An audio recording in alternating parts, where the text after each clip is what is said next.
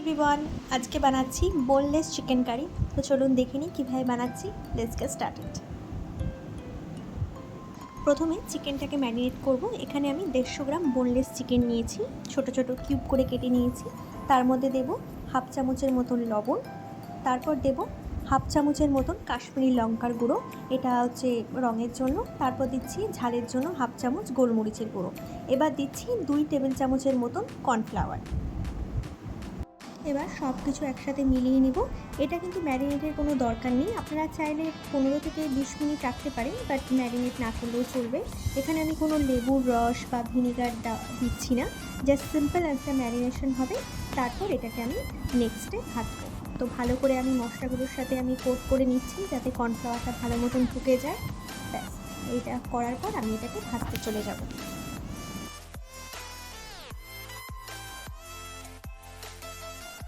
ভাজার জন্য কড়াইতে তেল গরম করে দিয়েছি, ভালো মতন গরমও হয়ে গেছে। আবার স্টিমটাকে আমি একদম মিডিয়াম করে নিচ্ছি, হাইতেও করতে যাবেন না, তাহলে কিন্তু ওপরের লেয়ারটা পুড়ে যাবে আর মাংসগুলো একদম শক্ত হয়ে যাবে। তাই লো অথবা মিডিয়াম ফ্লেমে এটাতে ভাজবেন। বেশিক্ষণ সময় লাগবে না এটা ভাজতে, সব মিলিয়ে ভাজতে কিন্তু 5 থেকে 6 মিনিটই লাগবে, কারণ আমরা একদম কড়া করে কিন্তু এটা ভাজবো না। তো সবগুলো দিয়ে আমি 5-6 মিনিট এটাকে ভেজে নেব। এক পিসটা ভাজা হয়ে যাওয়ার পর আমি কিন্তু এটাকে উল্টে দিয়েছি। এক পিসটা ভাজতে আমার 3 থেকে 4 মিনিট লেগেছে। এবার দেখুন আমি এটাকে উল্টে দেব, যাতে ভালো করে পরের পিসটাও ভালো করে ফ্রাই হয়ে যায়। আমার ভাজা পুরো কমপ্লিট হয়ে গেছে। এবার আমি এটাকে তুলে নিচ্ছি। ভাজতে কিন্তু বেশি সময় লাগে না, 5 থেকে 6 মিনিটের মধ্যে কিন্তু সব ভাজা হয়ে যায়।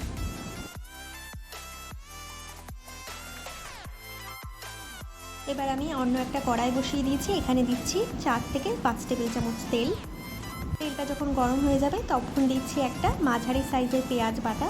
আমি এখানে মাঝারি সাইজের পেঁয়াজটাকে অল্প জল দিয়ে ভালো করে বেটে নিয়েছিলাম। এবার পেঁয়াজটাকে ভালো করে গোল্ডেন ব্রাউন হওয়া অবধি আমি এটাকে রান্না করব, ভেজে নেব ভালো করে। আর ভাজতে সময় কম লাগবে যেহেতু পেঁয়াজের পরিমাণটা অনেকটা কম। পেঁয়াজটা ভাজা হচ্ছে, এরই মাঝে আমি গোটা গরম মশলা দিয়ে দেবো। এখানে দেব একটা 1.5 ইঞ্চি মতন দারচিনি, তারপর দেব একটা এলাচ আর 2টো লবঙ্গ দিয়ে একটু ভালো করে মিশিয়ে নেব। এটা তেলের মধ্যে যদি দিয়ে দিতাম তাহলে কিন্তু কালারটা একটু চেঞ্জ হয়ে যেত, তাই আমি এটা পেঁয়াজটা কষানোর মধ্যেই দিচ্ছি।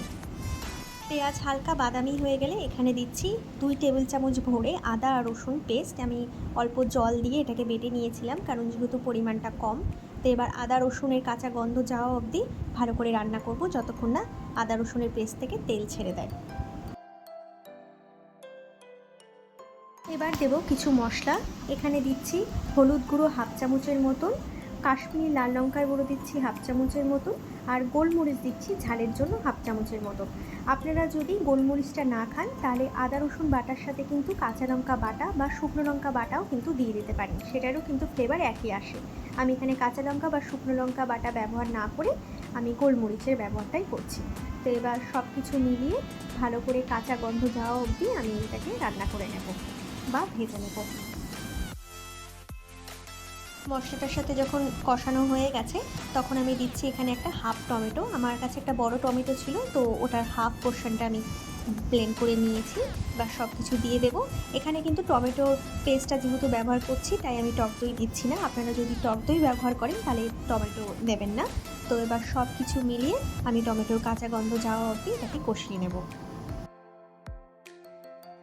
এবার দিচ্ছি হাফ চামচের মতন লবণ, কেন লবণ কিন্তু আমরা ব্যবহার করিনি, শুধু মাংসে ম্যারিনেটের সময় লবণ দিয়েছি, তাই স্বাদ মতন লবণ দিয়ে দিচ্ছি। এবার একটু নাড়িয়ে নেব। ভালো মতন আমাদের মশলাটা কষানো হয়ে গেছে, দেখতে পাচ্ছেন তেলও ছেড়ে দিয়েছে। এবার দিয়ে দেব ম্যারিনেট করা সেই চিকেনটা। এবার ম্যারিনেট করা চিকেনের সাথে আমি এখানে 2 থেকে 3 মিনিট মশলাটার সাথে একটু রান্না করে নেব, যাতে মাংসের মধ্যেই মশলার ফ্লেভারটা ঢুকে যায়। আমার 2-3 মিনিট কষানো হয়ে গেছে। এবার দিচ্ছি পরিমাণ মতন জল।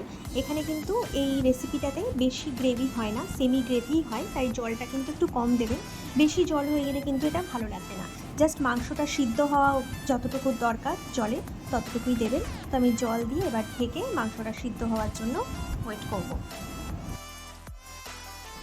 ফুটে গিয়েছে ঝোলটা, এবার আমি ঢেকে দিচ্ছি। ঢেকে আমি 15 থেকে 20 মিনিট এটা রান্না করব। 20 মিনিট হয়ে গেছে। দেখুন গ্রেভিটা অনেকটা সেমি হয়ে গেছে, অনেকটা কম হয়ে গেছে। এখানে দিচ্ছি আমি একটা কাঁচা লঙ্কা চিড়ে। কাঁচা লঙ্কা চিড়ে দিলে কিন্তু ফ্লেভারটা খুব এনহ্যান্স হয়, খুব স্বাদ লাগে, তাই কাঁচা লঙ্কাটা দেওয়ার চেষ্টা করবেন।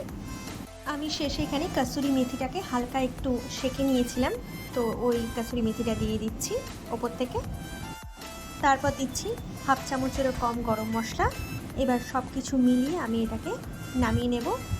ফ্লেমটা কিন্তু বন্ধ করে দেবো, কেন কাসুরি মেথি দেওয়ার সাথে সাথে যদি বেশিক্ষণ রান্না করা হয় তাহলে কিন্তু এটা তেতো হয়ে যায়, তাই এটা দেওয়ার সাথে সাথে আমি বন্ধ করে দেবো। বন্ধ করে একেবারে ঢেকে রেখে দেবো। ব্যাস তৈরি হয়ে গেল আমার বোনলেস চিকেন মশালা। এইভাবে বাড়িতে ট্রাই করবেন, খেতে কিন্তু খুব ভালো লাগে। স্পেশালি এটা রুটি, পরোটা, নানের সাথে কিন্তু বেশি ভালো লাগে। তো চলুন নেক্সট ভিডিওতে দেখা হচ্ছে। Till then by.